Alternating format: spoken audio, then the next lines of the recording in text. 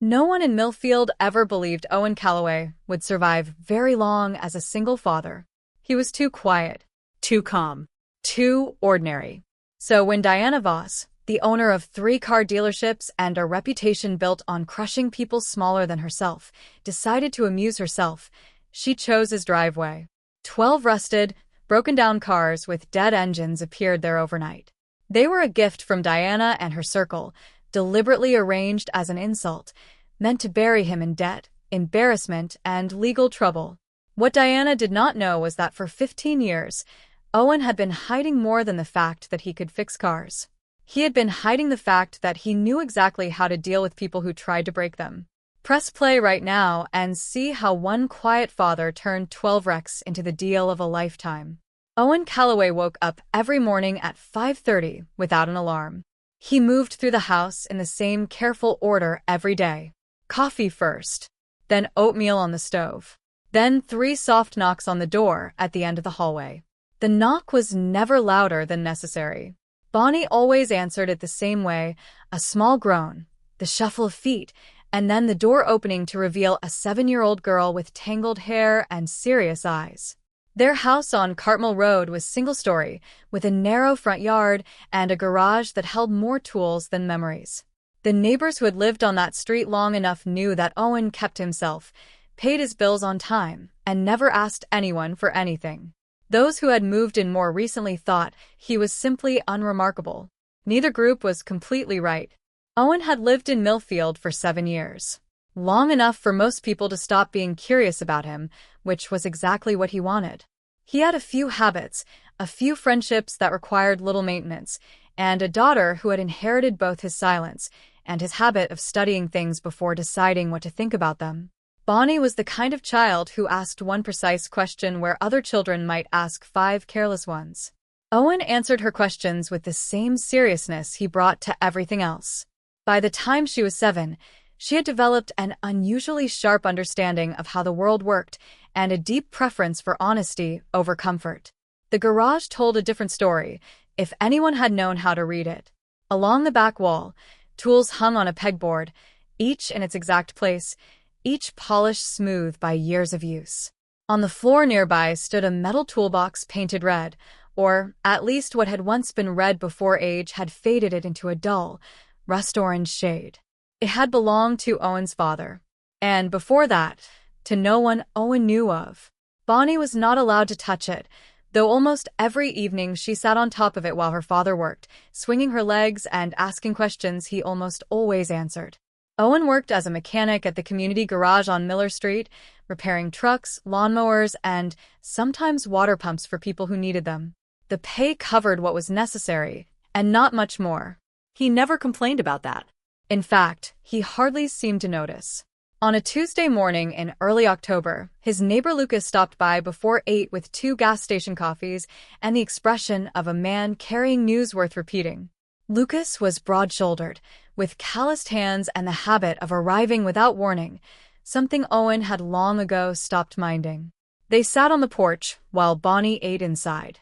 Lucas said Diana Voss had started moving on the land along Cartmel Road, specifically the lots between the hardware store and the old feed warehouse. That included Owen's property. Owen listened without interrupting. When Lucas finished, Owen simply said he was not selling. Lucas nodded as though he had expected that answer. The 2 men finished their coffee in near silence. Before school, Bonnie took Owen's hand on the porch and looked up at him with a kind of seriousness she reserved for important questions. She asked why people always looked at them that way. Those sideways glances. That polite silence that lasted 1 second longer than it needed to. Owen looked at her and said, "Because they don't know who I am yet." Bonnie accepted the answer, and they walked to the car.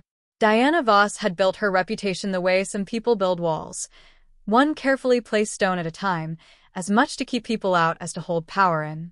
She had inherited 1 dealership from her father 8 years earlier and turned it into 3, pushing annual revenue to $40 million through a combination of precise financial maneuvering and a gift for recognizing when someone else's weakness could become her opportunity.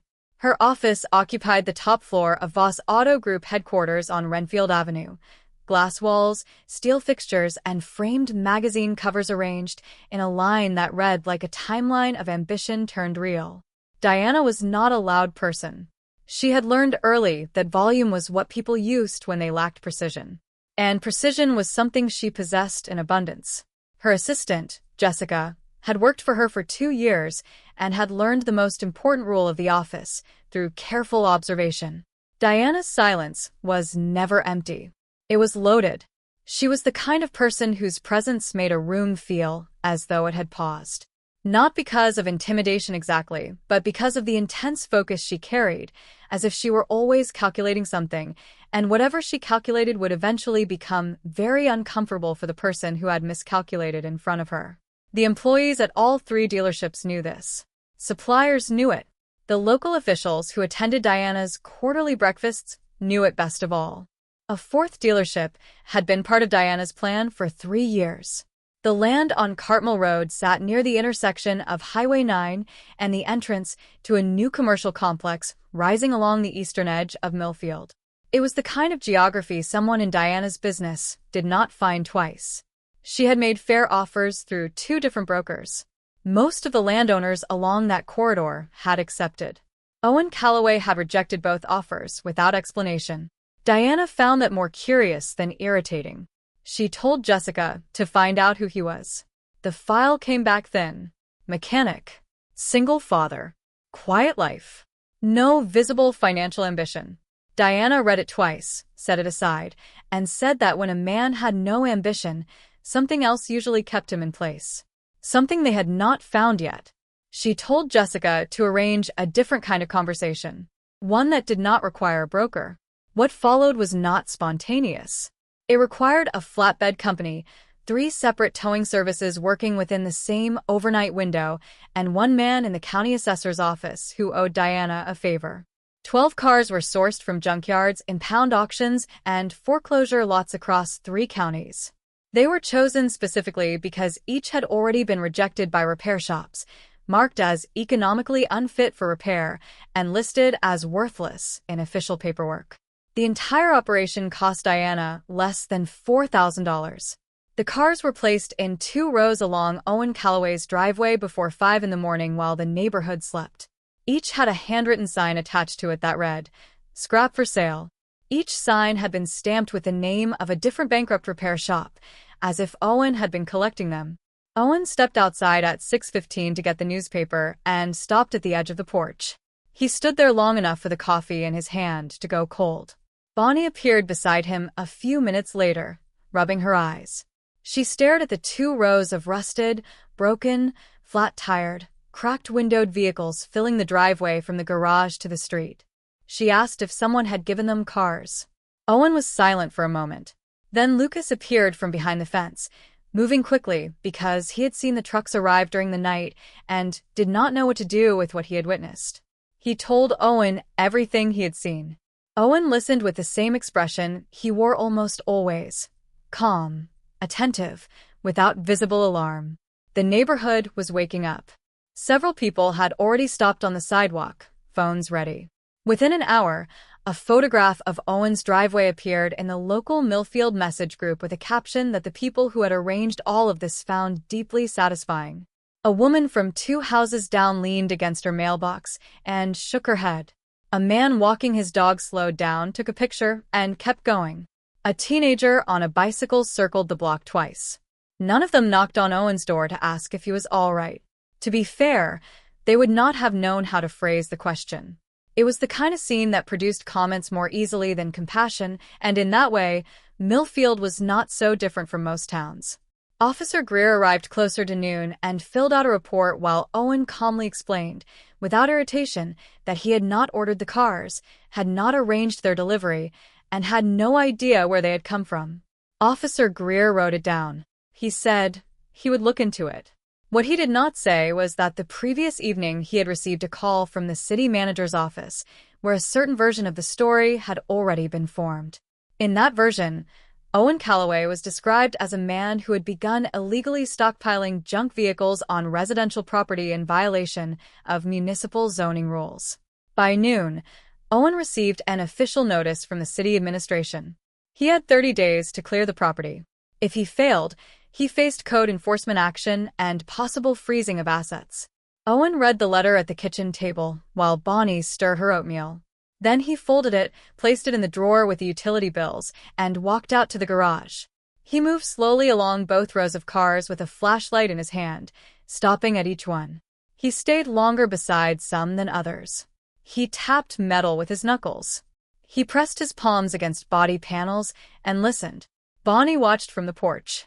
When he reached the 8th car in the second row, a battered old vehicle repainted so many times that its original color was impossible to guess, he stopped for a long while. On his way back to the house, he paused at the edge of the driveway and bent down to pick up a small stone from the gravel. He turned it between his fingers, then slipped it into his jacket pocket.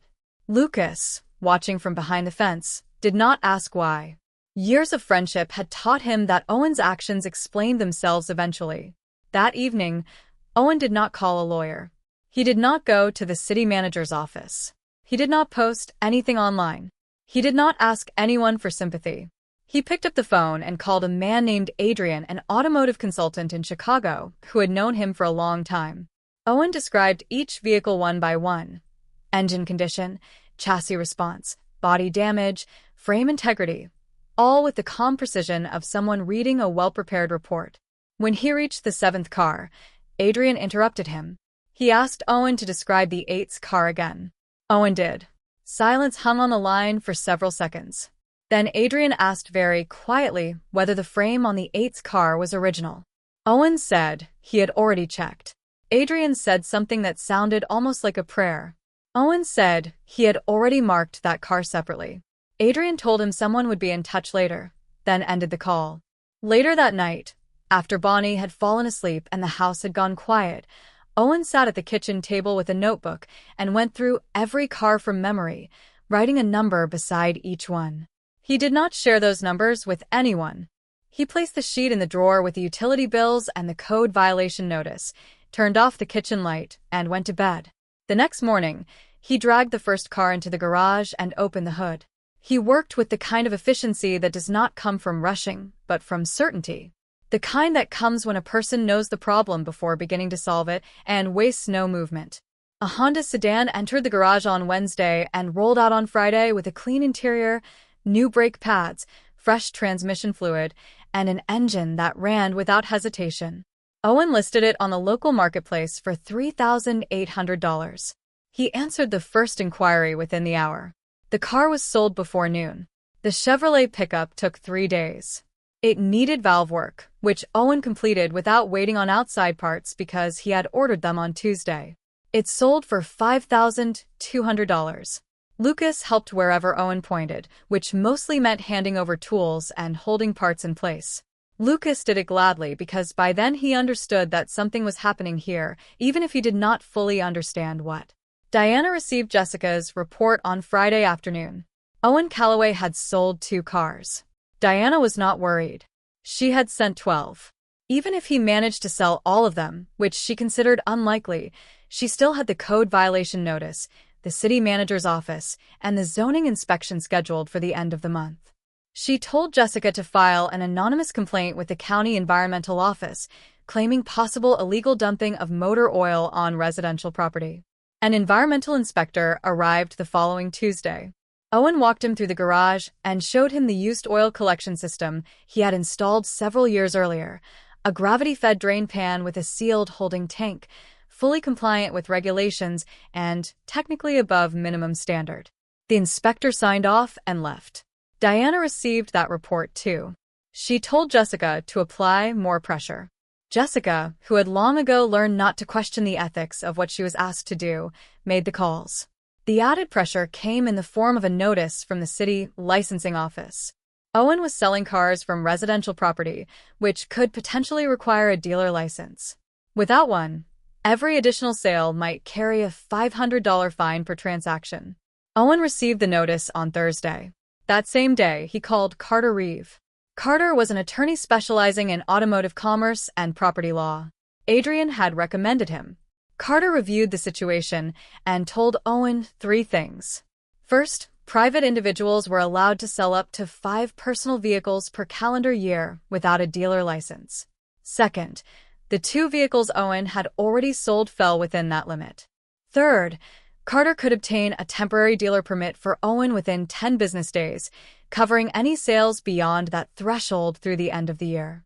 Owen told Carter to file the application. Carter said it would be ready by the following Wednesday. Owen thanked him and returned to the garage. That evening, Bonnie showed Owen a drawing she had made at school. It showed 12 cars lined up in a row, with a tall figure standing beside them holding a toolbox. The teacher had asked the class to draw something important that had happened recently. Bonnie said the teacher asked what the figure in the picture was doing. Bonnie had answered, "He is counting his money." Owen looked at the drawing for a moment, then folded it carefully and placed it in the breast pocket of his shirt. The 3rd, 4th, 5th, and 6th cars left the garage over the next 9 days. Owen worked in the evenings after Bonnie fell asleep, and in the mornings on weekends before she woke. He kept a notebook on the workbench, recording every ordered part, every hour of labor, and every dollar spent. Lucas came by almost every evening and did whatever Owen asked. Adrian began sourcing parts through his Chicago network, shipping them in 2 days whenever local suppliers did not have what Owen needed. A Jeep sold for $6,400. A Ford pickup, which needed more work than the others but had a cleaner frame than its appearance suggested, went for $7,800 to a contractor from the suburbs who needed it that same week. A Volkswagen sedan, which had more issues than Owen had originally estimated, sold for $3,500. It was the only car that failed to reach his projected number. He noted that in the ledger, without complaint. Then there was a 2009 BMW 3 Series. It needed an alternator, 2 new control arms, and fresh tires. But the body panels were straight, and the interior was mostly intact. Owen listed it for $9,200 and received 4 inquiries the first morning. He sold it to the second caller after asking 2 questions: whether the buyer intended to drive it every day and whether he had a reliable mechanic. The buyer said yes to both. Owen told him the car would serve him well. Then there was the 8th car, the one that had made Adrian go silent on the phone. Owen knew from a moment he crouched beside it in the dark that first night that it belonged in a different category from the rest. Not because it was difficult, because it mattered. The car was buried beneath 4 careless layers of paint. The interior had been stripped. The windshield was missing. Whoever had abandoned it at the Benton County impound lot clearly had no idea what they were getting rid of. Owen spent 20 minutes with it that first night without touching it. He only looked. He moved the flashlight slowly along the lines of the body, leaned close to the engine bay, and listened. The next morning, he sent Adrian 40 photographs. Adrian, a man who had spent 20 years in the industry and was not prone to exaggeration, called back within an hour and used expressions Owen did not usually associate with him. A collector in Chicago, someone Adrian had worked with for years, paid $38,000 for it without negotiation and arranged transportation that same week. When the deal was done, Adrian called Owen and said, "Whoever dumped those cars in your driveway made a very expensive mistake." Owen said, "That's one way to put it." While he worked, Owen also began reading. Not about cars. About Voss Auto Group. He pulled corporate registration records, publicly available annual tax filings, and records of 2 commercial real estate deals Diana had completed over the previous years. Carter helped him understand the financial documents, translating the accounting into plain language. What they found was not disastrous, but it was not comfortable either. Voss Auto carried a $4.2 million commercial debt with Meridian Bank. It was structured as a variable rate loan taken 3 years earlier to finance the expansion from 2 dealerships to 3. The rate had increased twice in the past year.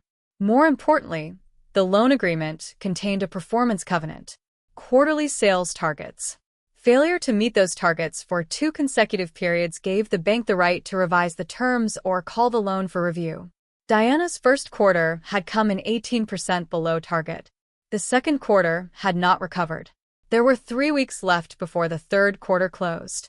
Owen wrote all of this in a second notebook. Not the parts ledger. Another one, kept in the drawer of his nightstand. He did not discuss it with Lucas. With Carter, He mentioned it only in the form of one question. Could a commercial loan be sold by a bank to a private buyer at a discount if the bank wanted to reduce risk in its portfolio? Carter looked at him for a moment. Then he said yes. He explained that the typical discount on troubled commercial debt ranged from 6 to 15%, depending on the lender's view of the borrower's recovery prospects. Owen asked him to find out whether Meridian might be considering anything like that for the Voss account. Carter said he would make a few calls. The seventh car was a 1969 Ford Mustang. Owen had known what it was the first night he walked the row with a flashlight. He recognized the silhouette before he lifted the hood. Someone had covered the original finish with 3 coats of dull orange paint that had no business being on that car. The interior had been gutted. The windshield was gone. But the body answered cleanly beneath his knuckles, and the engine block, though seized from sitting, was original. He did not start work on it immediately. After finishing the 6th car, he rolled the Mustang into the garage, set up 2 work lights, and stood in front of it for a long time with his hands in his pockets. Bonnie appeared in the doorway in her pajamas and asked why he was just staring at it. Owen said, "Some things deserve a proper introduction before you start taking them apart." She accepted that and returned to bed. He spent 11 days on the Mustang. Not because it required 11 days of constant work. It did not. But he did not rush it. The work required the kind of patience that cannot be forced without losing something. He stripped the layers of paint down to bare metal and found a color beneath that he had not expected. A pale mint green, the factory shade, barely visible under decades of careless coating. He rebuilt the engine, pieced the interior together from source materials, replaced the glass, and repainted the body in that same mint green using a custom-matched formula ordered from a specialty paint supplier Adrian recommended. He explained to no one why he had chosen to restore that exact color. He told no one what that color meant. When the Mustang was ready, he started the engine in the garage and listened to it run for 4 minutes without saying anything. Then he shut it off, lowered the garage door, and locked it inside. The Mustang was not listed for sale. The other 11 cars were sold, documented, transferred, and removed legally before the Mustang was finished. Copies of every transaction were kept in Carter's office. On the 29th day of the 30-day deadline, Owen sent an email to the city administration with photographs and transfer documents confirming that 11 vehicles had been legally sold and removed from the property, and that one vehicle, a 1969 Ford Mustang, remained on site as the owner's personal property. The driveway was clear. There was no active violation. There was nothing for code enforcement to cite. When Diana received a copy of that email through her contact in the city manager's office, she sat very still in her office chair for a long time. Then she asked Jessica how many cars Owen had sold and for how much. Jessica had done the research. 11 vehicles had sold for amounts ranging from $3,800 at the low end to $5,200 for the pickup to $9,200 for the 2009 BMW 3 Series. Then there was the 8th car. The one Diana's purchasing team had found at the Benton County impound lot and paid $400 to include in the delivery. A 1988 BMW M3. A Chicago collector represented by Adrian had purchased it for $38,000 after Owen provided a detailed condition report and 40 photographs. Diana heard the number and said nothing for several seconds. Jessica did not fill the silence. Total revenue from the 11 cars was just over $119,000. Estimated net profit, after parts, transport, and Carter's fees, was somewhere above $90,000. Diana had spent less than $4,000 to arrange all of it. She told Jessica to find out who Owen Calloway really was. Not the mechanic from Miller Street. The man who, in the dark, with a flashlight and 2 knuckles, had recognized a 1988 BMW M3. Jessica returned with the name. Hart Sterling Group, Detroit. Owen had worked there for 11 years before leaving. Senior restoration engineer. He had evaluated, restored, and sold cars worth considerably more than everything sitting in Diana's 3 dealerships combined. He had left without public explanation, and no one at Hart Sterling talked about it. That kind of silence suggested that the departure had been voluntary, on good terms, and surrounded by something unsaid. Diana stared at the words heart-sterling on the page for a long time. Then she asked Jessica to pull Voss Auto's current financial reports. She needed to see the third quarter numbers. The numbers were not good. Carter called Owen on Monday morning, 3 weeks after the code deadline had expired, and told him that Meridian Commercial Bank had placed the Voss Auto account on its internal watch list after the third quarter fell below the covenant threshold. The bank had not initiated default proceedings. Not yet. But quietly, it was exploring ways to reduce exposure on the loan. Carter said he had held a preliminary conversation with the appropriate bank officer. The face value of the loan was $4.2 million. Given current circumstances, the bank would likely consider offers in the $3.7 to $3.8 million range from a qualified buyer capable of demonstrating financial stability and serious intent. Owen asked how long the window for such an approach would remain open. Carter said weeks, not months. Owen told him to move. The money from the cars, combined with a personal credit line Owen had opened 14 years earlier and never used, preserved through 15 years of quiet, careful living, gave him the collateral base Carter needed to structure an acquisition offer. Owen did not treat it lightly. He spent 3 evenings going through the numbers with Carter, asking questions until every term was clear. He was not reckless. He was not emotional. He simply understood, with the same methodical clarity that had guided every previous step, that opportunities of this kind do not appear twice. The Millfield Town Hall meeting fell on the third Thursday of the month, as usual. Diana had a standing item on the agenda, the Cartmel Road development project, which had been presented several months earlier and had passed 2 preliminary reviews. She arrived with Jessica and 2 members of her legal team, dressed in a way that suggested she considered the outcome settled. The room was fuller than usual. Hannah Marsh, a reporter from the Millfield Ledger, who had been following the story since the morning the 12 cars appeared, sat in the second row with a notebook. Owen arrived after Diana and sat in the middle section. He wore a jacket over a flannel shirt. Bonnie was not with him. Diana presented the Cartmel Road project clearly and professionally. When she reached the section describing the final remaining property, she named Owen and described him as the last holdout in an otherwise consolidated development plan. The room stirred. The city manager invited public comment. Owen stood without waiting to be asked twice. He spoke without a microphone, his voice level and strong enough to reach the back rows without effort. He said he was not selling the land on Cartmel Road. And for the first time in public, he explained why. His wife had died in that house. His daughter had been born in that house. There was no price for that. He did not say it angrily. He said it like a man stating something that was simply true and did not require defense. A woman in the third row pressed her lips together. A man near the back stopped checking his phone. The city manager looked down at his notes without writing anything. Then Owen said he had another proposal. He said he wished to purchase Voss Auto Group's main dealership, the flagship location on Renfield Avenue, at fair market value, with all current employees retained on their existing contracts and full operational continuity. He said he had studied the business, had sufficient financing, and could close the deal within 45 days. He did not look at Diana as he said it. He looked at the city manager, then at the room. The quality of silence in a room changes depending on what has just been said. And the silence that followed Owen's offer was of a particular kind. Not shocked. Rearranging. The sound of a large group of people revising the ending of a story they had assumed they already understood. When Owen finished, he reached into the pocket of his jacket and took out the small stone. A piece of gravel from the driveway on Cartmel Road. He placed it on the table in front of him. Then he sat down. Lucas, sitting 3 rows behind him, looked at the stone and finally understood what it meant. Hannah wrote so quickly that her notebook made a scratching sound. The room was quiet enough to hear the ventilation system. Diana stood behind her table on the other side of the room. She looked at the stone, then at Owen.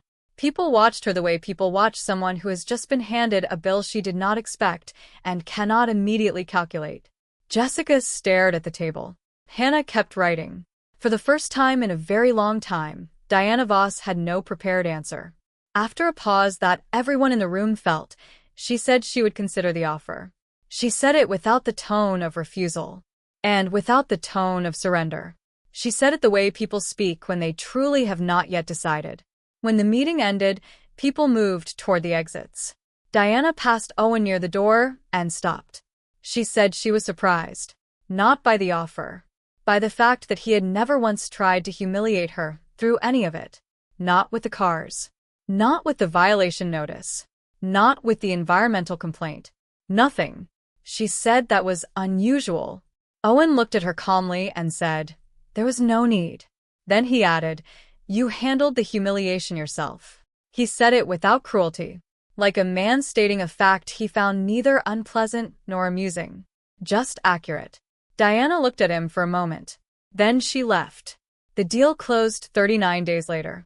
Voss Auto's flagship dealership on Renfield Avenue was transferred to Callaway Auto, a sole proprietorship registered at the address on Cartmel Road.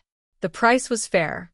Carter had insisted on a full valuation, and Owen paid the amount the valuation stated, without haggling.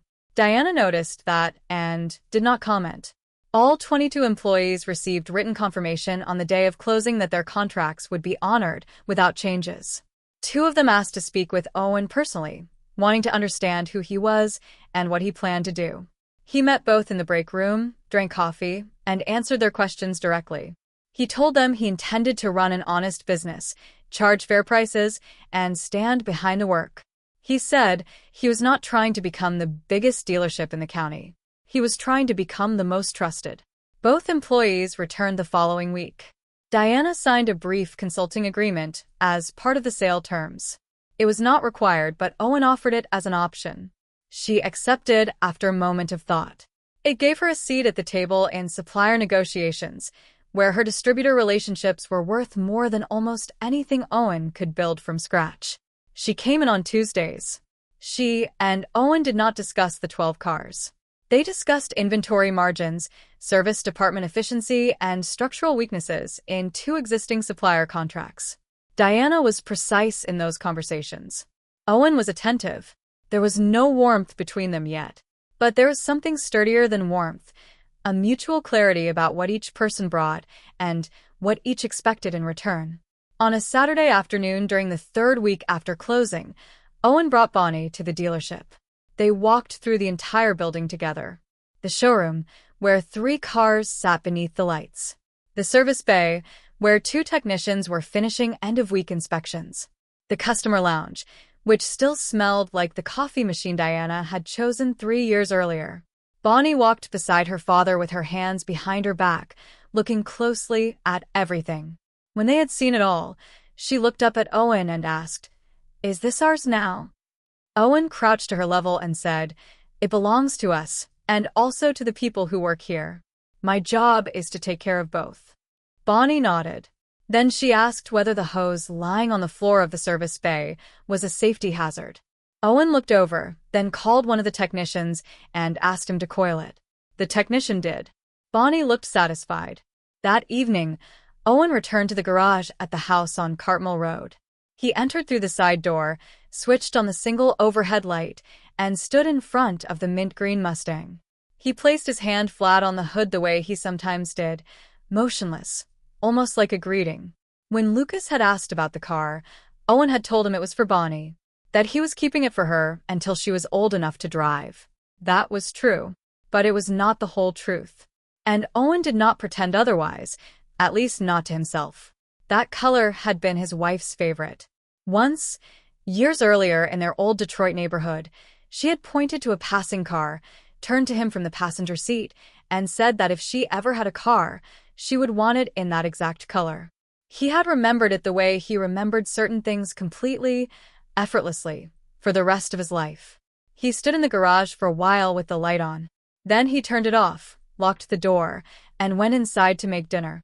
On Tuesday morning, 6 weeks after the deal closed, Owen woke at 5:30 without an alarm. He made coffee. He put oatmeal on the stove. Then he knocked 3 times on Bonnie's door.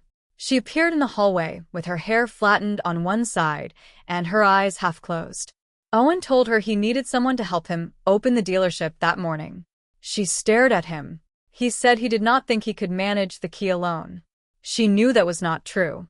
She had seen him change a transmission by himself, and a key was considerably simpler. But she also understood, as observant children do, that the invitation was not really about the key. She went to her room and came back dressed in less than 4 minutes. Owen lifted the old red metal toolbox from its place on the garage floor and set it in the trunk. Bonnie watched him. She asked why he was bringing it. Owen said, "First day. It feels right to take it with us."